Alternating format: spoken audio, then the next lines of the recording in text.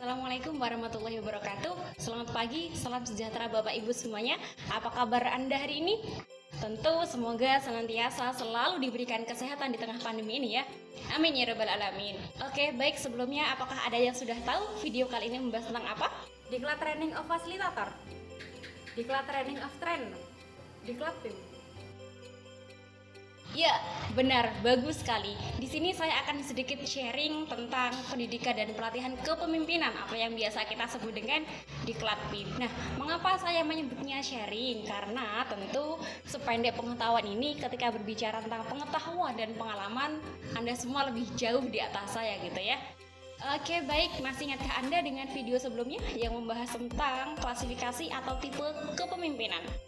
Kita review sedikit ya, bahwa terdapat 5 tipe kepemimpinan yang dapat Anda aplikasikan, bukan?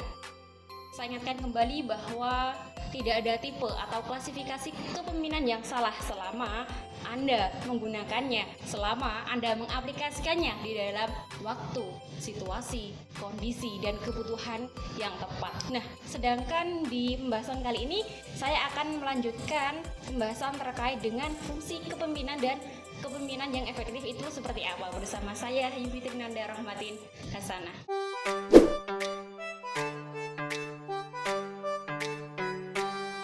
Sebelum saya mulai, silahkan mencari posisi yang paling bagus, baca doa, tarik nafas, dan jikalau Anda di luar ruangan, silahkan berteriak sekencang-kencangnya. Karena apa? Karena berteriak dapat mengurangi stres, dan salah satu ciri stres adalah ya benar, bagus sekali, ngantuk. Jadi selama Anda melihat video ini Anda ngantuk, berarti Anda ngantuk. Anda perlu segera refresh gitu ya. Siapa yang tidak menjadi pemimpin? Ada? Tentu tidak, karena skala kecilnya Anda adalah pemimpin untuk diri Anda sendiri. Lalu muncul pertanyaan, mengapa materi ini penting? Karena ketika di dalam mengemban tugas, mengemban suatu jabatan, tentu harus dibekali adanya pengetahuan, keterampilan, keahlian, sikap, dan perilaku guna menunjang tugas dan tanggung jawab Anda sebagai seorang pemimpin.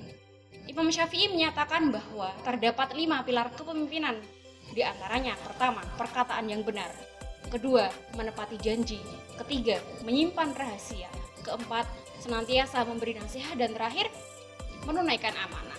Memang tidak mudah menjadi seorang pemimpin, namun yang perlu digarisbawahi adalah Anda harus yakin, karena saya, keluarga Anda, dan orang-orang di sekitar Anda percaya bahwa Anda bisa menjadi pemimpin yang bertanggung jawab dan membawa perubahan ke yang lebih baik. Orang lain percaya bahwa Anda bisa, mengapa Anda tidak? So bangkit dan berusahalah. Sebagai seorang pemimpin, tentu Anda harus memahami apa itu arti kepemimpinan. Kepemimpinan adalah kemampuan mempengaruhi orang lain untuk mencapai tujuan organisasional.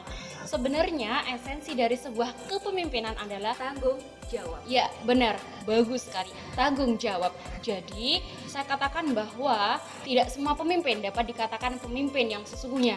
Karena pemimpin yang sesungguhnya adalah Anda semuanya yang mampu bertanggung jawab, profesional, menjalankan fungsi kepemimpinan dan kepemimpinan yang efektif sesuai dengan kebutuhan yang ada.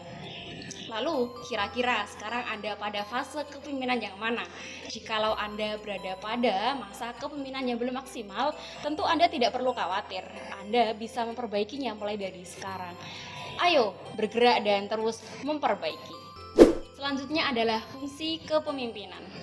Menurut Dr. Kartina Kartono, di dalam buku Pemimpin dan Kepemimpinan terdapat 9 fungsi kepemimpinan. Di antaranya, pertama, memandu, menuntun, membimbing, membangun, memberi motivasi, berkomunikasi baik, memberi pengawasan, mengemudikan organisasi, dan yang terakhir adalah membawa anggota menuju tujuan yang telah ditentukan. Ilustrasinya seperti ini. Pak Ali adalah pemimpin perusahaan. Pak Ali memberikan arahan kepada anggotanya mengenai hal-hal yang dapat mencapai keberhasilan perusahaan. Pak Ali pun tidak lantas memarahi anggotanya ketika melakukan kesalahan. Justru beliau memberikan penjelasan kembali dan motivasi mengenai pengerjaan tugas yang baik itu seperti apa. Pak Ali senantiasa rutin mengawasi kinerja perusahaan dan melakukan rapat evaluasi guna memperbaiki dan mencapai tujuan perusahaan. Sehingga dari kebiasaan Pak Ali, beliau menjadi semakin intens menjalin komunikasi kepada banyak orang di perusahaannya. dan Pak Ali sukses menjadi pemimpin yang bertanggung jawab.